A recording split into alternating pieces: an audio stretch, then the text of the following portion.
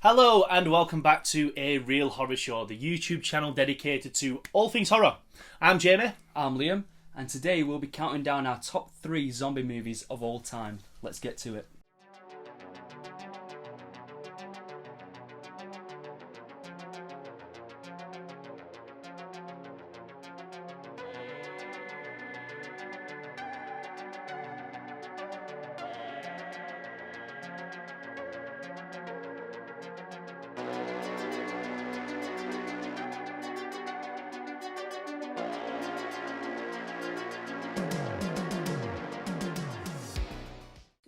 So, before we start with today's video, we just both want to apologise that we haven't done like a horror news episode. Well, we aim to do 2 episodes a week, at least 2 videos a week, but we can only do 1 this week because unfortunately we've both been hit with COVID-19. It's making the rounds, and if we both seem a bit like dead or well, like the living dead, then you know why. I guess that kind of brings us on to today's video, really. But before we go into that, first, I know we're isolating and obviously there's not been much we've been able to do, but have you been looking at buying anything recently? Is there anything that you've got your eye on, or anything that's been happening in the horror community that you want to talk about before we jump into today's topic? Well, there's been some exciting announcements this week with horror figures and stuff. I mean, mainly Trick or Treat Studios showing the new Halloween Kills figure and some Halloween 3 figures. Extremely exciting. But we'll do a horror news video mentioning them. Yeah, we'll chuck them into next week. Also, we need to talk about the new American Werewolf in London figure, which is looking absolutely spot on. Stunning. That'll be released soon, and I can't wait for that. How about you? Well, so I've joined the collectible world. Now, as most of you know, this room is Liam's. You know, this is his collection of 7 years that he's super proud of. And I also wanted to get into collecting stuff, but I didn't know what route to go down. Obviously, not a lot of space to add to it because you've taken it all up. So I wanted to go down a different road. I wanted to leave the figures to Liam and pick a different route to go down. And I decided to go down the road of prints. I'm into art. I love the artwork by independent artists, etc. So I thought what a cool idea would be is to go down collecting prints and then taking them to conventions and getting them signed. And that's the collection I'm going to go down. They're easy to store. I can put them in them cardboard tubes. I won't have to worry about damaging them. Sunlight damage like off of your yellow figures over there, etc. So I've decided to go down the print, and I've got my first one. Now, I might butcher his name here, but it's by an artist called Stephen Loros Holiday. Now, if I butchered that, I'm really sorry, Stephen.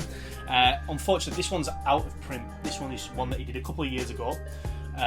So I weren't able to buy it directly from him, but in future, I will be buying artwork from him direct. And some of his work is absolutely amazing. We'll put the link to his website below, so you can check out some of his artwork. But I've got my first print, got it on eBay, got it framed, and I'm so pleased with this one. Just check this guy out. Here it is. So this is the first piece of art that I have got. This beautiful Michael Myers. I believe it was done in 2018. It is a number, I think it's 44 of 113 printed. And it's such a cool print. I am super happy with this. I mean, it is a really stunning piece of work. I mean the whole colours, the orange and the black and white. Yeah. I mean, it just shouts Halloween with a colour theme, but just all the detail gone into it. Stephen's work is stunning, absolutely stunning. And I love like the measurements. How he's done like the long portrait, sort of thin-sided. When you see a few of these together, which I've seen on Instagram, people have got like 4 or 5 pieces of this work.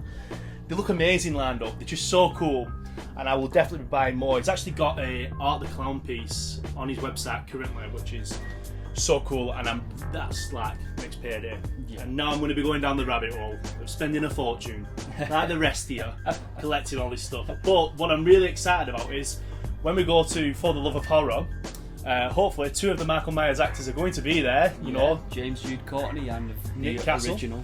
So, I mean, depending on if they can come because of COVID, etc., I'm looking forward to getting their signatures down this now. And I think that'll just be a beautiful start to a wonderful collection. So, moving on from that, without further ado, I did it again. I always say adieu. Without further ado, let's get into what we're talking about. Our top 3 zombie films of all time. Okay, so the way we decided to do this is we were going to pick 3 options each, and we decided that we're not going to tell each other what they are. So what pops up, this will be the first time Liam's telling me his top 3, and the first time that I'm telling him my top 3. So starting with my number 3 is a movie called Wreck. Now, have you seen this one? Yes. In fact, the first time I watched this film, I think we watched it. Did we watch it together? Years ago. We watched both of them, didn't we? Watched both of them. So, obviously, this is our opinions before we go any further, guys. Like, it's not the definitive, this is the number 1, 2 and 3. This is just our personal opinion. Everyone has a personal opinion. We don't mean to insult anyone if we haven't picked your favourite, etc. But Wreck is like, the best way to describe it is a really shit version of Resident Evil 1. It's set in a small apartment building in Spain, and like the mansion, if you will. There's like 4 apartments, and a news reporter and her cameraman are following a fire service group, and it's just a mundane night shift, like what they would get up to, going putting out fires, etc. And they get called to this apartment block. Now, once upon entering the building, it all starts to go south from there, and it ends up with the police locking that group of people in. Now, I don't want to give away too many spoilers for those who haven't seen it, because it's a fantastic zombie film, and I highly recommend you go and watch it if you haven't seen it. But the thing about Wreck is, I personally think it's the best of the found footage genre. When you talk about films like Blair Witch, etc., I think Wreck does it so well. The cameraman is, obviously he's a trained cameraman, and he tries to do his job while the nightmare is unfolding, but because it's in such an encapsulated, closed environment, it makes it genuinely terrifying, because they've only got so much space to move. So going up and down the same stairwell, there's like 4 apartments, and it unfolds to what's actually caused it. So my number 3 is Wreck. What about yours? So my number 3 pick, and this is really hard. So many amazing zombie films. I mean, it's too many to pick. So I might have to throw in honourable mentions, but my number 3 pick is 1985's Reanimator. Now, maybe not people's first thought when it comes to a zombie film, but it's one of my favourite horror films of the 80s. They are reanimated corpses, so Reanimator. Directed by Stuart Gordon and based on a story by H.P. Lovecraft. Reanimator is a film about a doctor called Dr. Herbert West, and he's played amazingly by Jeffrey Combs, or Jeffrey Combs. Not too sure how to pronounce his last name, but his performance is incredible. In fact, he is one of my all-time favourite horror characters, I would say. He basically creates... Some reanimating. He basically creates this serum that, when injected into a dead person, brings them back to life. And he's obsessed with being, how do I put it? Like being the creator of life. So he's a bit of a mad scientist kind of thing. He's just a guy who's way too obsessed with his work, and from that point, it all goes south. So can I just chuck it in there that I've actually never seen Reanimator, so this is definitely one to add to the list. We're going to watch Reanimator. Right, okay, so we're probably going to end up having a zombie evening after this, aren't we? Absolutely. Well, I mean, we've got 6 days left of isolating together, so we're going to watch plenty of movies. So number 3 for me is Wreck, number 3 for you, Reanimator. Brilliant. Okay, moving on to number 2. And my number 2 is get the car, go to Mum's, kill Philip, grab Liz, go to the Winchester, have a nice cold pan, and wait for this to all blow over. Yes, Shaun of the Dead is my number 2. I don't believe it, it's mine. Oh, we're tied with it. We're tied. Right, so we can agree that it is number 2, but I'm going to insult you here. I believe this is the greatest horror comedy of all time, and that means it's better than Evil Dead, Army of Darkness. I think it is just the perfect blend of horror and comedy. Yeah. It's just a film that's done so well. No, I mean, I kind of agree. I do agree with your opinion, to be fair, because the comedy is perfect. It is perfect. I mean, my favourite film of all time is Evil Dead 2. But yeah, the horror comedy, Shaun of the Dead, never fails to be funny. Yeah. I mean, Edgar Wright did the most amazing job directing it, and it's a true homage to horror. They really show the love for horror. Yeah. The amount of references to horror films hidden in that film, yes, there's hundreds. And you can tell they are true fans making a film on something they love, and that is, it makes it so brilliant. And I mean, there's just so many memorable scenes from the to the throwing of the records. I mean, that is one of the most iconic scenes ever. I can't stop laughing every time I watch it. It's just a perfect. It's perfect film. Yeah. I mean, the whole foreshadowing, that's all the way throughout the film. Yeah. It's one of the most geniusly thought out films ever. I've got to say it. It really is. And again, all the homage to all the different horror films, you really notice something new every time you watch that film. So many hidden things. Yeah, even we're coming to get you, Barbara. You know what I mean? And you know, it's Night of the Living Dead, etc. And it's truly British as well. Yeah, truly British. Yeah, and I mean, Simon Pegg and Nick Frost, they just knock out the park with it. Yeah. And I mean, when they're in the pub listening to Queen beating the bar, the landlord, they're beating him to death with the pool cues, and it's a perfect blend of terror and comedy, and it couldn't have nailed it any better if it tried. Yeah. So we're agreed that number 2 is Shaun of the Dead. Right, last but not least, this leads us to our number 1 picks, and I've got a feeling that we're going to have different choices on this one. And the reason usually when it comes to this sort of stuff between me and you is because you're a lover of classic horror. Now, although I appreciate classic horror, I'm more of a fan of modern horror. And the reason I prefer modern horror is because of how the characters react. I believe that in the newer horror films, in a lot of the newer horror films, when they're done right, they would act how normal people would act in that situation. And for that reason, my number 1 is 28 Days Later. Yeah. And the reason I say that it would be. Yeah. And the reason I say that is because, you know, when the main character wakes up from his coma that The Walking Dead completely copied and ripped off, when he wakes up, his main mission is to get back to his mum and dad.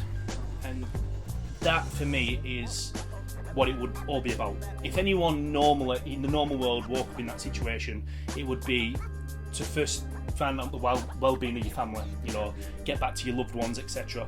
It wouldn't be about getting money and going to this place and, you know, be very selfish survival. You know, there'd be an element of that, but at the forefront of your mind would be what's happened to my mum, what's happened to my dad, what's happened to my brother and sister, etc. And it's a truly harrowing zombie film. And it's just bleak. It's like like the bleakness that it sets from the word go. And I mean, not only that, I mean, it's actually very believable from like the cause of it. You know, it's chimpanzees infected with rage. Greenpeace activists come and rescue chimpanzee. The guy says don't touch them because they are infected with rage. He says fuck off because obviously he thinks they're just trying to keep them, and that's what sets it off. And I mean, it's believable. It is a very believable start to what could happen. And then, you know, you get lured into the false sense of security when they get to the army, and this group of men are basically depressed, thinking that there's no more women left, and they've reverted back to their primal instincts.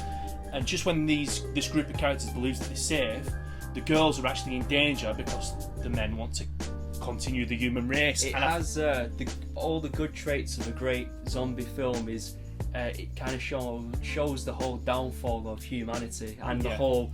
I mean, most zombie films kind of are focused around the point of when society breaks down, all our moral values also break down, and that film does a great job of.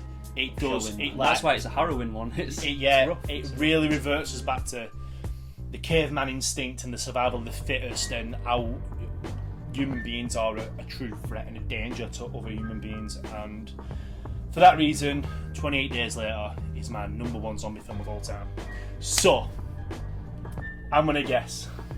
I'm gonna go Dawn of the Dead. Yes. Of course.